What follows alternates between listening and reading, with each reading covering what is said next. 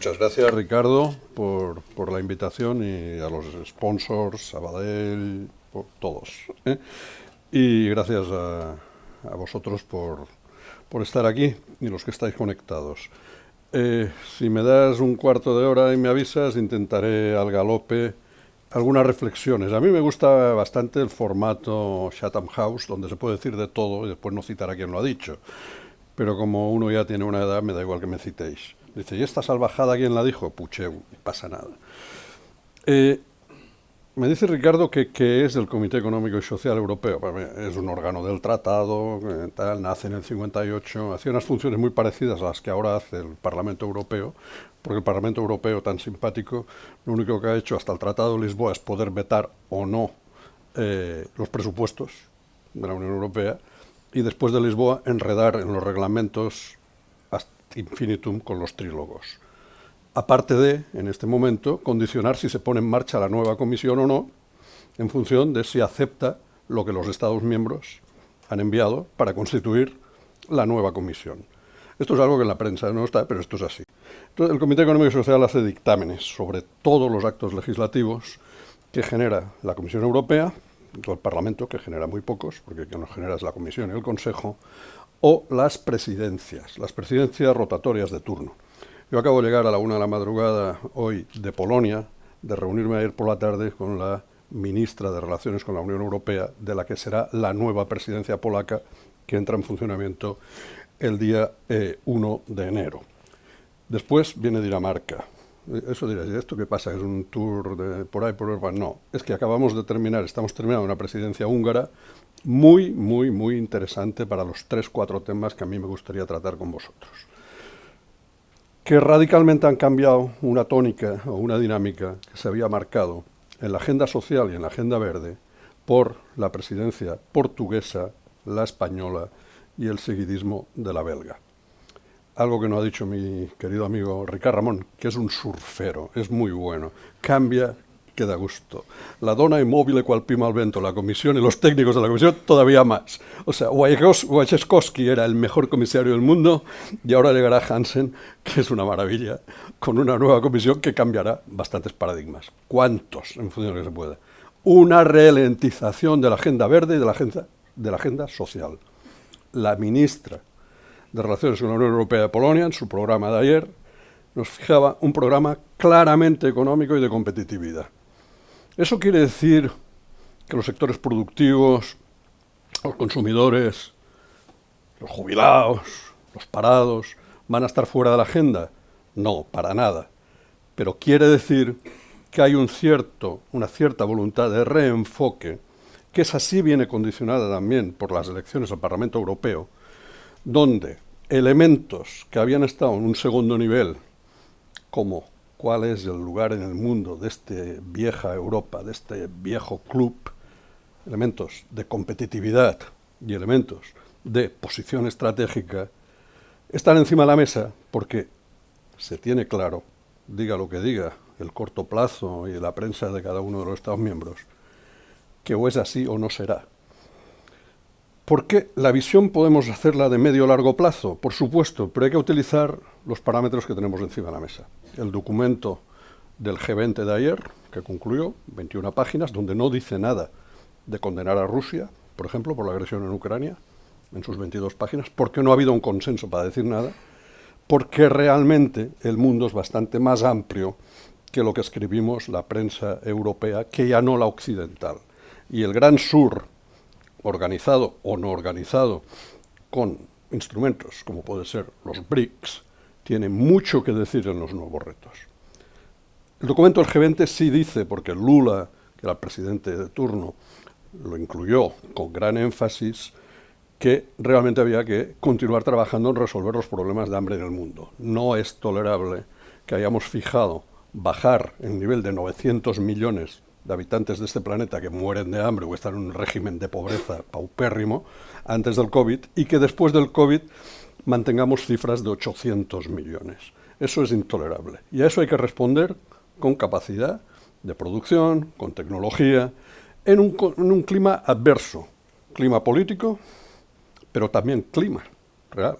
O sea, hay un impacto cierto del cambio climático, a pesar de los negacionistas, en la reducción de cosechas, en la destrucción de cosechas, en fenómenos climáticos que tienen más que ver con el corte de flujo de los grandes ejes de transporte de energía marítima, norte-sur, antes eran el Niño, la Niña, pero muy claramente lo que se afecta al Mediterráneo, por ejemplo, es la corriente norte-sur del Ártico, y realmente cuando estos flujos se cortan se producen unos fenómenos que acaban en dramas como lo que acabamos de vivir en España estos días en Valencia, ¿no? Y en Andalucía y en Castilla-La Mancha. Realmente, cuando esto sí está encima de la agenda mundial, quiere decir, ni más ni menos, que la agricultura, la alimentación, el sector agroalimentario sigue siendo estratégico de verdad, más allá de los recursos retóricos. ¿Por qué? Porque realmente hay que dar solución. Dice Ricard Ramón de forma sostenible, sí, pero es que las prácticas de forma sostenible que hasta ahora algunos han intentado implementar han sido anticompetitivas y antiproductivas. El comisario saliente, en la Farm to Fork, ha hecho algo. Muchas cosas son bien intencionadas, el infierno está lleno de empedrado de buenas intenciones, ¿no? Ya lo decía hasta Dante. Por ejemplo, decir que había que obligar a producir un 25% de producción ecológica o orgánica, pues es una buena intención, ¿no? Es una boutade. Yo he discutido con él personalmente. Esta es una de las ventajas de esto del Comité Económico y Social, que podemos zascandilear en muchos niveles. Esta misma tarde me marcho a Malta, porque mañana a las 9 tenemos reunión con el primer ministro maltés.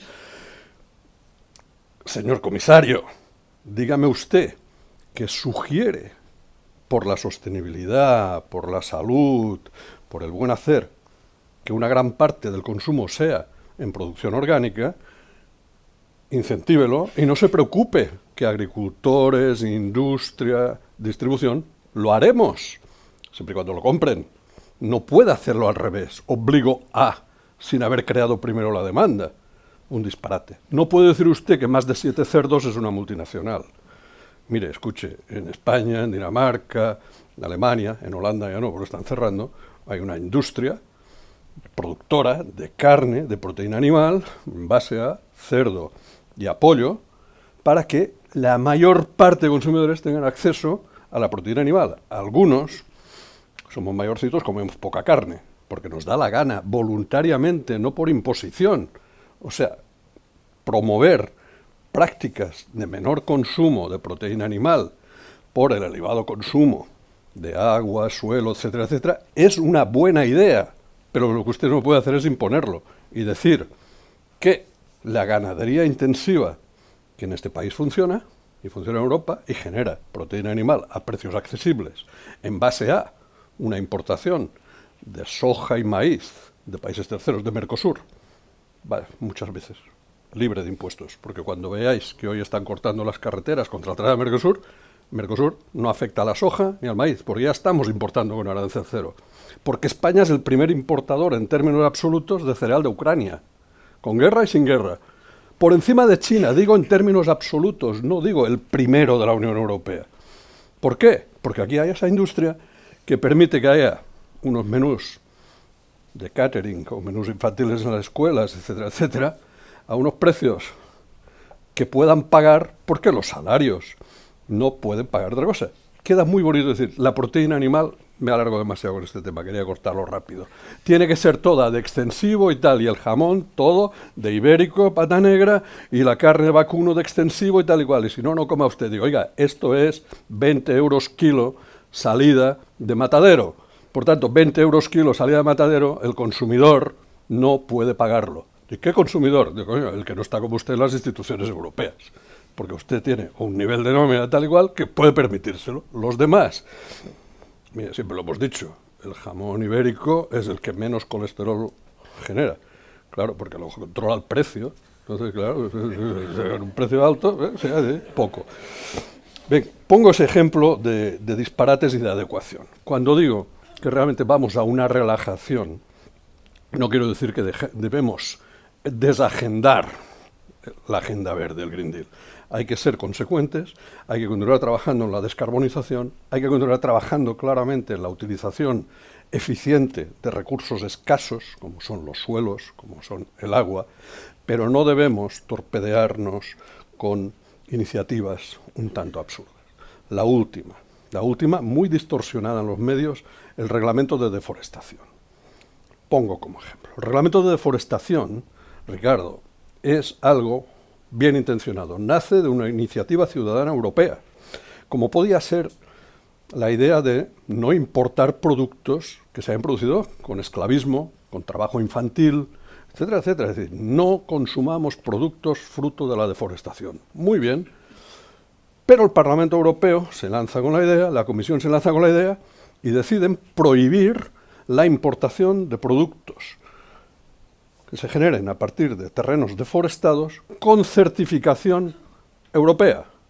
Con lo que, primera, enfadamos a todos los proveedores, Brasil, el primero, los demás, pues oiga, yo en mi casa certifico yo, una ONG alemana, la recibo bien, pero hay una cosa que se llama soberanía nacional, y da igual que sea Bolsonaro que Lula da Silva, nadie renuncia a su soberanía, dice, estas políticas, y ellos tienen políticas de lucha contra la deforestación, he estado hace poco en Brasil con causas penales y con cárcel, y son sus políticas, no puede venir otro.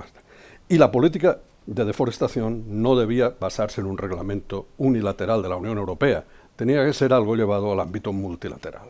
Tenía que llevarse a la Organización Mundial de Comercio, tenía que llevarse a las COPs, a la de biodiversidad, básicamente, y al cambio climático, y hacer un gran pacto donde China, a poder ser, pero especialmente Estados Unidos, Canadá, países de África y países de América Latina, suscriban ese acuerdo de lucha contra la deforestación. Insisto, una buena idea que si no se hubiese prorrogado por un año, el 1 de enero nos dejaba desabastecidos los lineales, porque solo Carrefour me decía que tenía 350 productos en el lineal susceptibles de ser descatalogados por no poder acceder a un certificado de deforestación.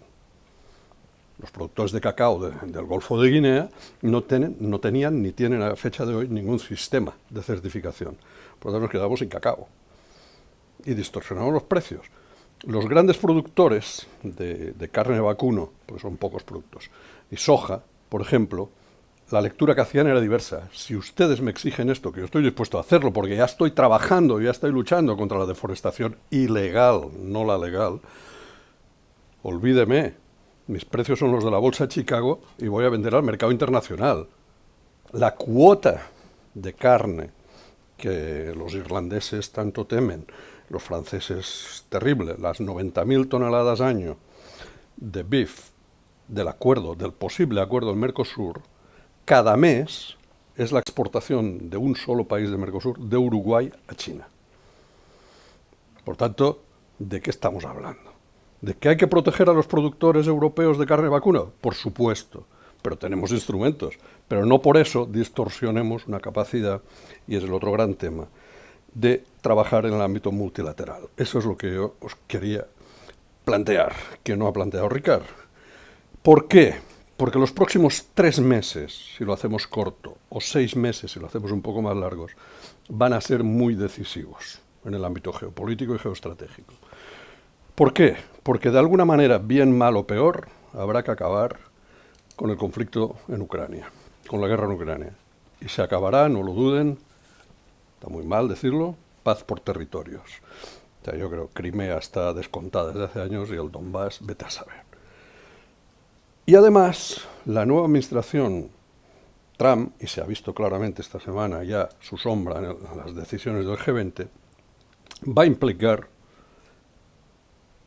la implementación de una serie de, algunos dirán disparates, otros dirán políticas de proteccionismo, no tan distantes de las que pretende aplicar Francia continuamente en el marco de la Unión Europea, hoy mismo, en relación a temas multilaterales, pero el efecto práctico de una aplicación de un 10% de intereses, de impuestos, un 10% de tasas, a todas las importaciones de los países amigos, un 20% a todos los productos de los que somos medio amigos, Unión Europea, y un 60% a todo lo que venga de China, va a tener un impacto en el ámbito electoral magnífico, le ha ido bien, en el ámbito local le va a venir bien, ma per quanto tempo?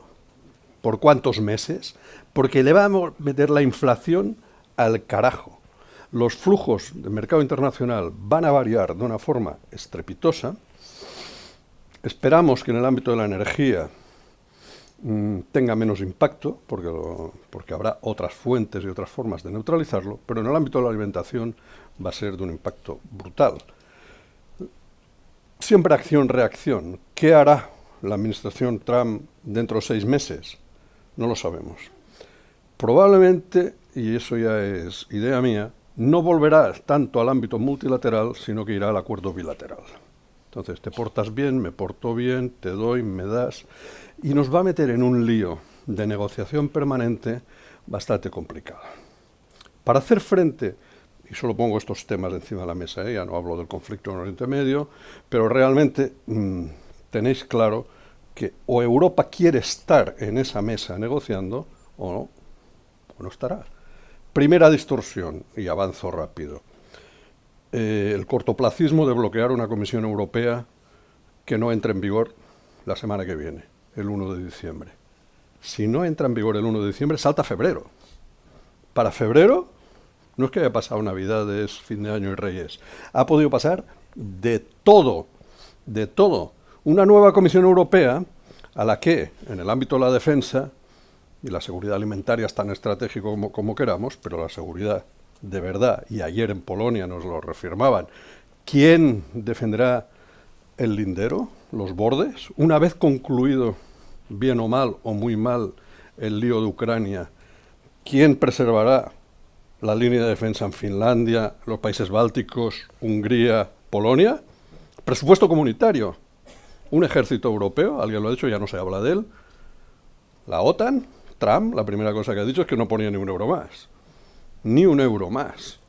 Entonces, el presupuesto comunitario, el eufemismo de Ricard es cojonudo. Vamos a racionalizar la política agrícola común hacia nuevos flujos que sean más tal.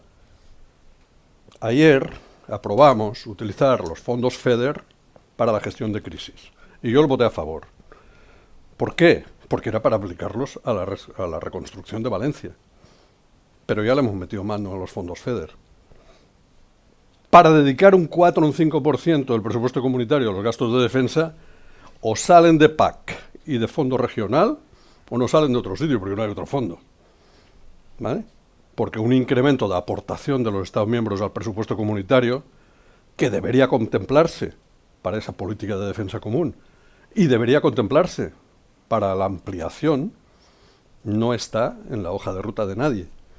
Porque todos hacemos una lista de la compra así de larga, la carta a los Reyes Magos, pero no decimos quién la paga. O sea, al Sabadell, no sé. Pero realmente esta lista de vamos a tener un sistema de defensa propio, vamos a dotar más, vamos a hacer cuál, ¿y quién lo paga? Bueno, pues por tanto ya sabemos de dónde van a salir esos fondos, clarísimamente. Opción que le queda a este sector agrario y alimentario, buscarse la vida compitiendo. Y para competir, lo primero que necesitamos son los recursos, dirían algunos. Los fondos. No, lo primero que necesitamos es que nos dejen trabajar. Sería la monda. Porque los sectores que están más liberalizados son los que realmente están jugando en el mercado interior y en el mercado internacional y están sacando buenos rendimientos y buenos resultados. Lo otro, de verdad, es política social más o menos bien entendida. Si los 65.000 millones anuales dedicados a la PAC se hubiesen dedicado al servicio de poner en marcha un sistema agroalimentario potente en Europa, estaríamos a unos niveles de desarrollo jamás vistos. Pero de esas partidas se ha dedicado poquísimo a estructuras, muy poco, más allá de las estructuras ficticias de gestión de vete a saber qué, para que te digo que lo monto, que no sé qué, ¿cómo se llamaban? Todas aquellas cosas, Proder, tú te lo sabes, yo no me acuerdo ya. Todas esas cosas, yo recuerdo un análisis que hicimos una vez, hace en la eternidad, 20 años, con el equipo de Alicia Langreo y compañía, que cuántos puestos de trabajo habían generado esos, puedo decir, chiringuitos. Y más allá del parienta del líder local, llámese alcalde, presidente de la región o no sé qué, durante el tiempo que duraba eso, no había generado más.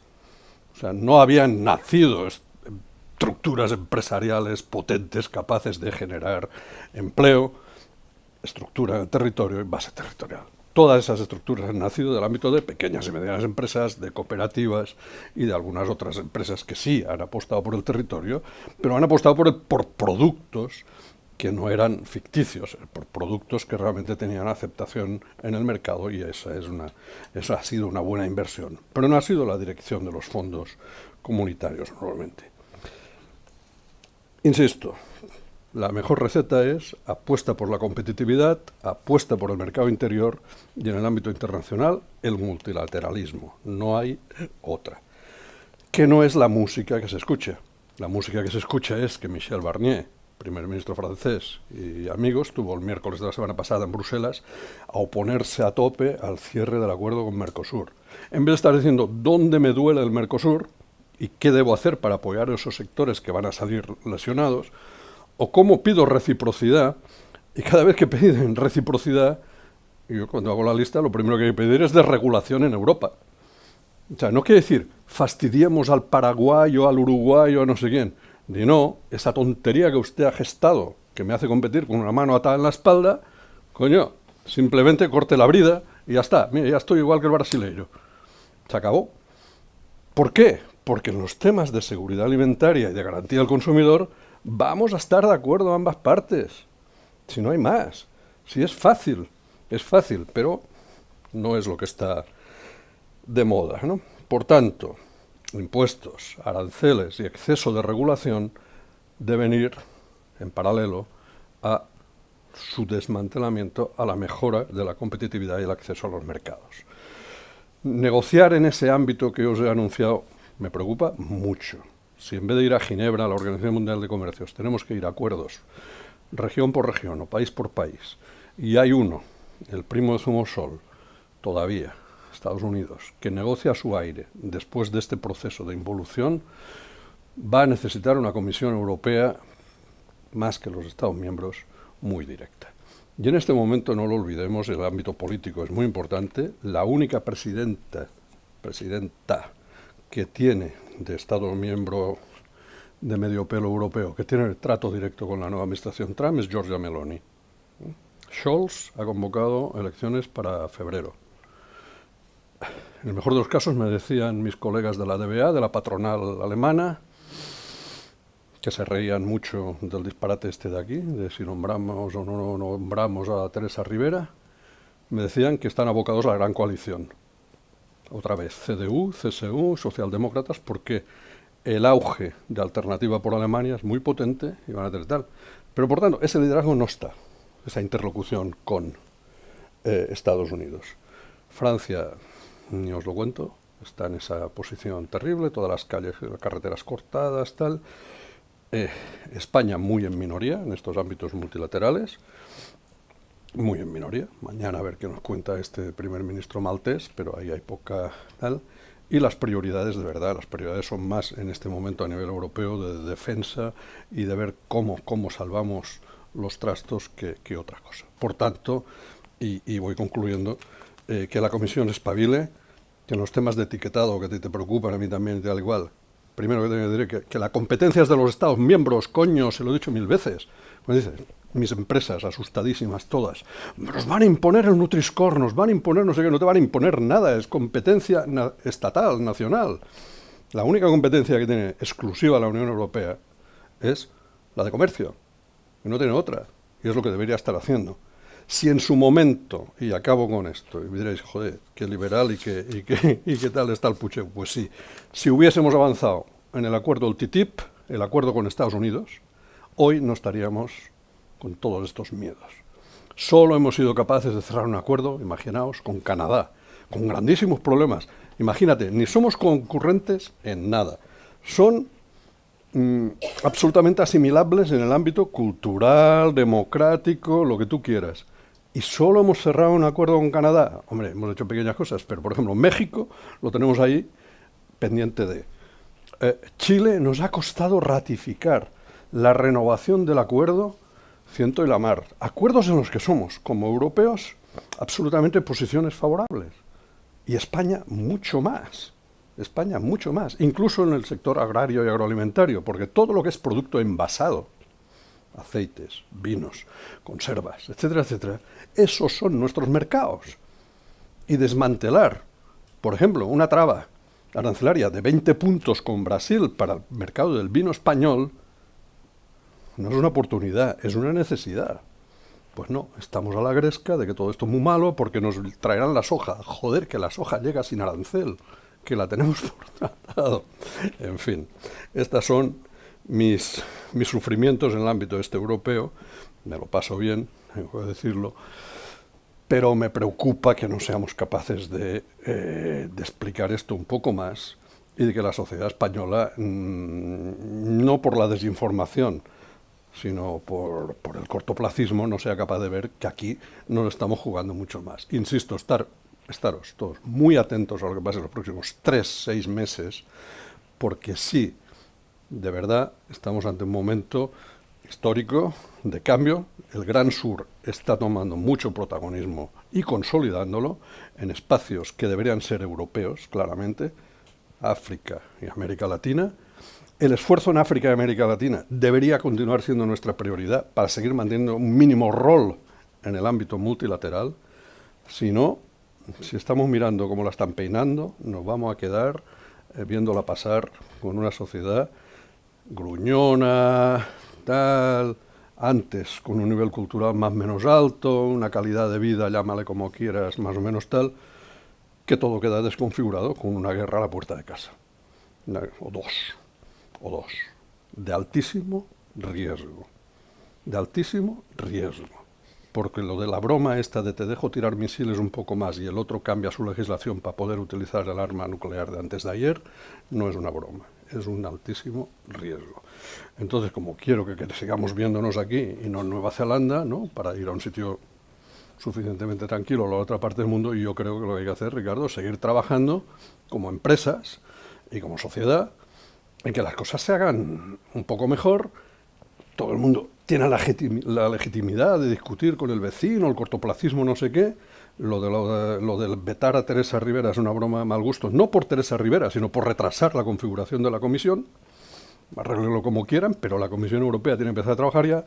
Y la otra buena noticia es que Hansen, el comisario de Agricultura y por primera vez de Alimentación, es un tipo normal, ha sido colega mío en el Comité Económico y Social, es un político agricultor luxemburgués, de familia de agricultores, muy sensato, muy preparado, y está en las antípodas de Wachekowski, del polaco que no tenía ni flores de nada de todo esto, y cada vez que abría la boca subía el pan, sí, pero lo peor es que cuando escribía en el diario oficial, el problema de este tipo de gente es cuando escriben en un diario oficial y mandan una cosa en un reglamento o en una directiva.